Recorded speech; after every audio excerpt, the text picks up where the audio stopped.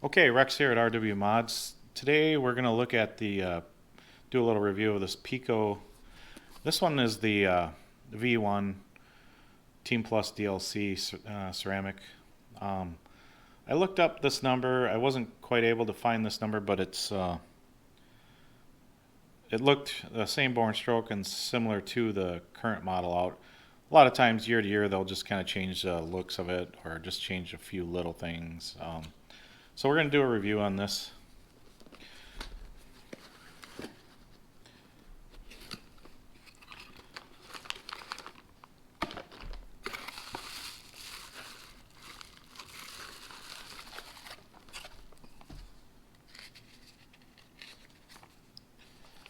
Parts diagram here.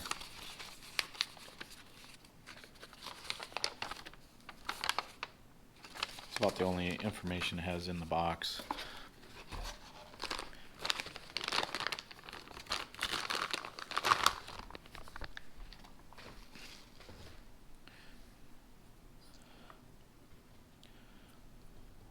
Well, the first impressions I get when I see this is it looks like it's similar to the Red's 721 Scuderia.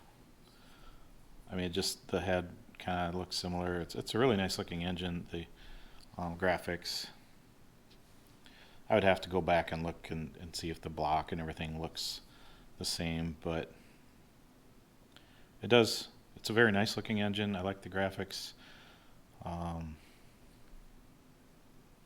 Looks like the head sits down a little bit. It does still have the exhaust port tipped down a little bit, which I don't believe the Reds had that. DLC coated crank. So we'll tear into it here and see what's inside.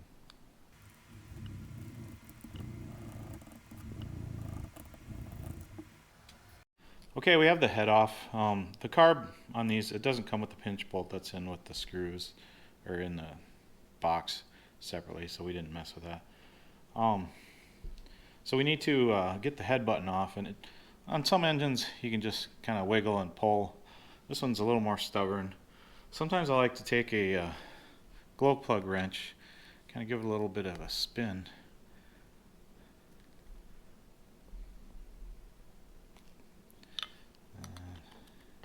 Yeah, see, that worked. I just kind of twisted it off.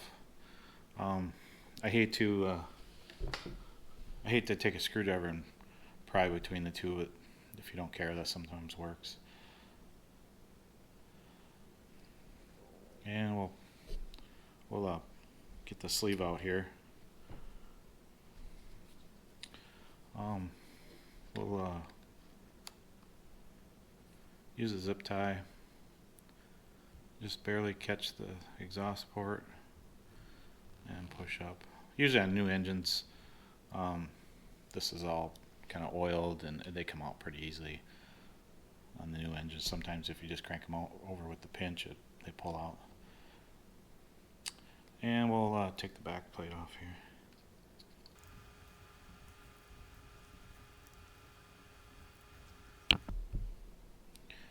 Okay, we're going to make sure the piston's up before we pull the back plate off.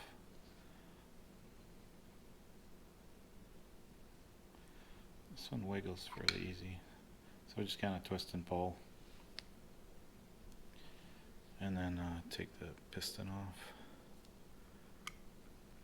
There are some engines, there just isn't enough room for the piston to come off the crank, and they're really tight. I built a tool to pull it off.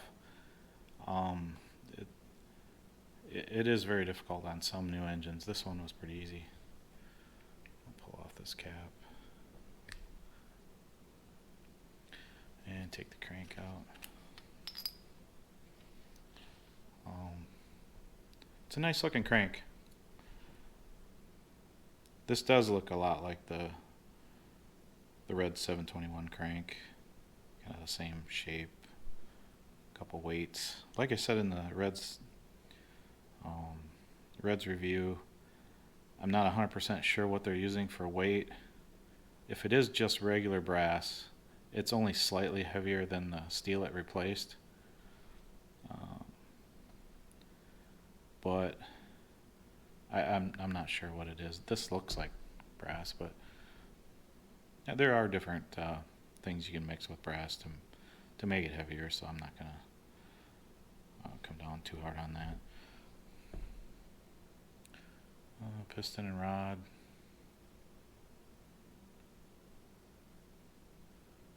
Honestly, I think a lot of engines, OS kind of started it, going back to Picco and OS and some others used to use a 30 millimeter rod from center to center.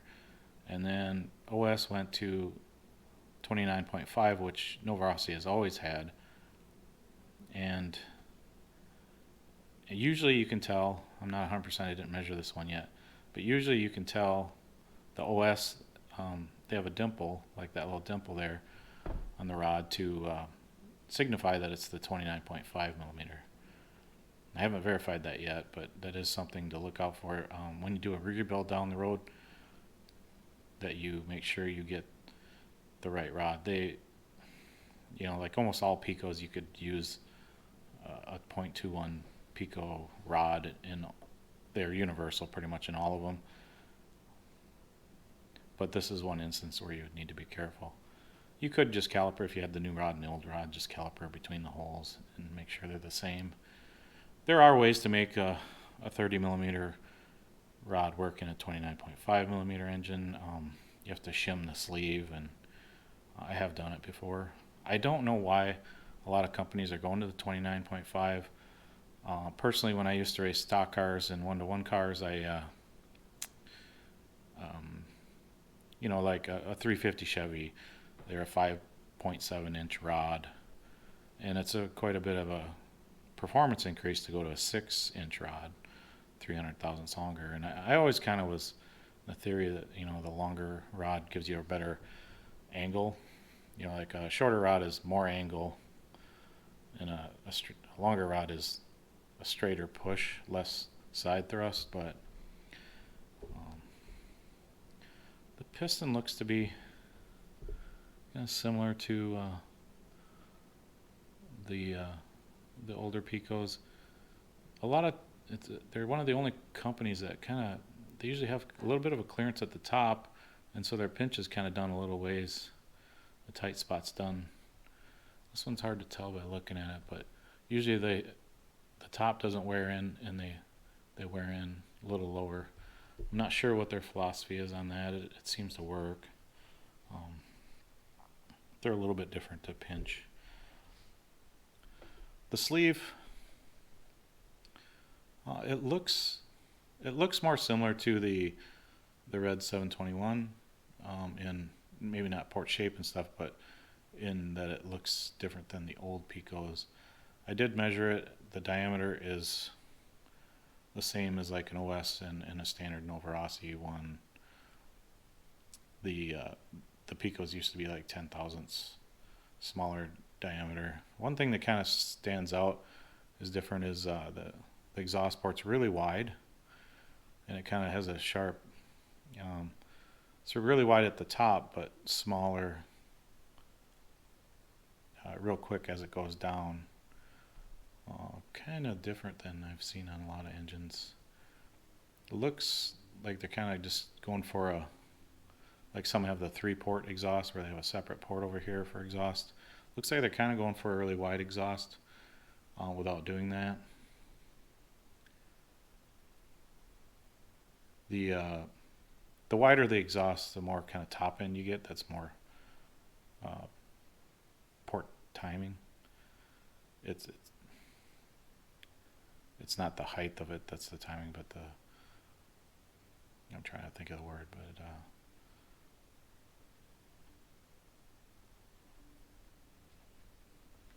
head button, pretty standard looking.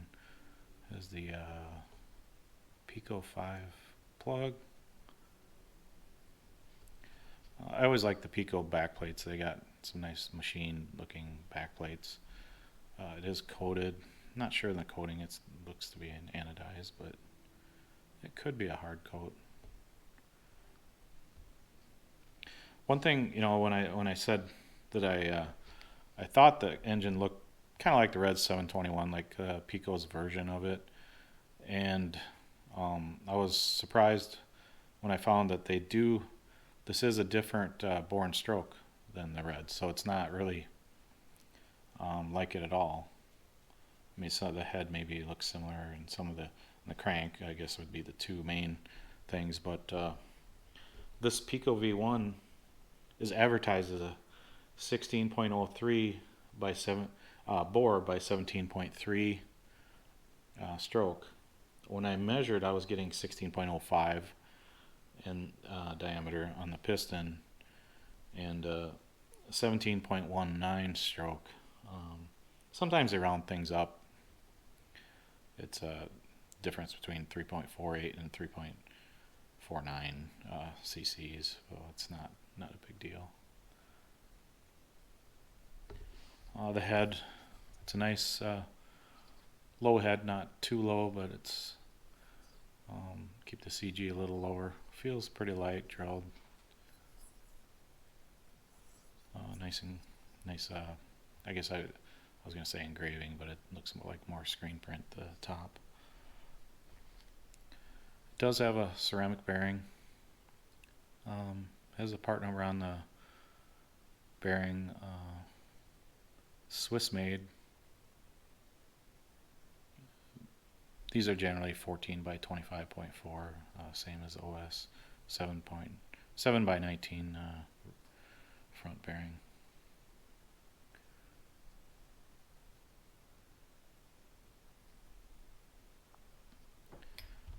Carburetor, looks like at some point they changed to this little different design on the spray bar. Some people call it spray bar, mid needle. They didn't used to have the mid needle adjustment.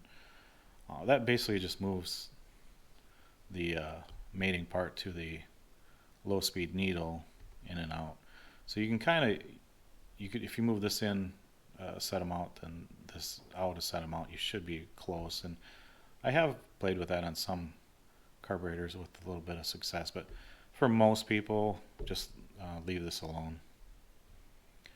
It does have a pretty short blunt needle, 8 restrictor. I don't know how the heat dissipation is with these. I always kind of like the steel. This is actually steel, where the pinch bolt on the carb grabs doesn't distort. Some of them are plastic and they really distort. Although this being actually this carb body feels to be a composite, not 100%, but it looks and feels like it's an injected molded composite part. So that would give you sorry, the video cut off a little bit there, but like I was talking about, the composite carburetor, that would dissipate the heat a little bit. So heat dissipation is kind of critical. That's why some have insulators on the carb. Each kind of manufacturer tackles that a little bit different, but if your block is hot and then it transfers to the carburetor, then your fuel can get warm, or even, you know, kind of boil in the carb and kind of vapor lock and different things. So each manufacturer does it a little bit differently. This carb doesn't feel real smooth, but it does look like the slide is anodized. That will help wear. Overall, I think it's a pretty nice looking carb. I've never honestly ran these engines, the Reds, the Picco, much. I have some, and so I don't really know how they tune that well. So all in all, impressions, I think I did look up and I didn't find this exact part number online, but I did find the blast .21 team. I saw that was on the Picco USA site. Looked to be the one that they had in stock, and same bore and stroke. I think they had two versions, one with the coated crank and one without. Yeah, same bore and stroke. Everything looks similar. Like I said before, that sometimes year to year they might change a color, just little things. Some engine, part numbers might have a ceramic bearing, some without. So, in this one, the Blast, I believe that was a blue-headed one. Sold for $399. Anytime, it seems like most engines, once they get a coated crank, ceramic bearings and stuff, they're up in the $350 to $450 price range. These have always been, the Piccos have always been really good. Even the uncoated cranks don't wear too much. They've got a good hard crank, and with the coating it'll be even better. Rods seem pretty strong. Always, those pretty good materials on the rods. Just a matter of liking the power band and stuff. And getting into the timing numbers, I did look at the timing numbers on this Picco V1. The blowdown was 43. That's the timing between the exhaust port and the intake ports. So basically, your degrees of rotation between the intake and the exhaust port. And 43 is pretty standard for an off-road engine. Like an on-road engine, you would have a larger number there, more degrees, more top end. 43, 45 is pretty standard. The induction open was 152 degrees, and induction close was 64. Those are pretty good numbers too. For a total of 217 induction timing, total timing. In comparison, when I did the red 721 Scuderia review, the blowdown was 43, so that was the same. The open was quite a bit less at 141 degrees, and the close was also less at 56. In that video, I did say that there was some room for improvement if you open up those numbers a little bit. So this engine should run, I think, a little bit better, a little more top end than the Scuderia, the 721. They're kind of, this one does have a longer stroke, smaller bore. So, basically the piston's a little bit smaller, so it's got more stroke. So that sometimes plays with the torque band too. I'm not a big, I guess I haven't ran all the different combinations, and I do feel that the timing numbers, being this has more total induction timing, it should run better even though it's a different bore and stroke. And usually I can tell kind of by the numbers how it's going to run, and usually I'm pretty close on, when I get it on the track and stuff. This one I'm not going to be testing it. I'm going to be modifying it. So the with the timing, generally, like Nova Rossi has their super long stroke, which is down to I can't even remember, it's like 15, it's a 15, higher 15.9 I believe piston diameter. Little smaller diameter piston and a even longer stroke yet, and they call that their super long stroke. RB always had it too. They tend to kind of be more of a truggy engine, but some of the on-road engines have that super long stroke also. So it kind of depends what you're looking for. I haven't really ran that super long stroke a lot, so I don't really have an opinion whether I really like it or don't like it.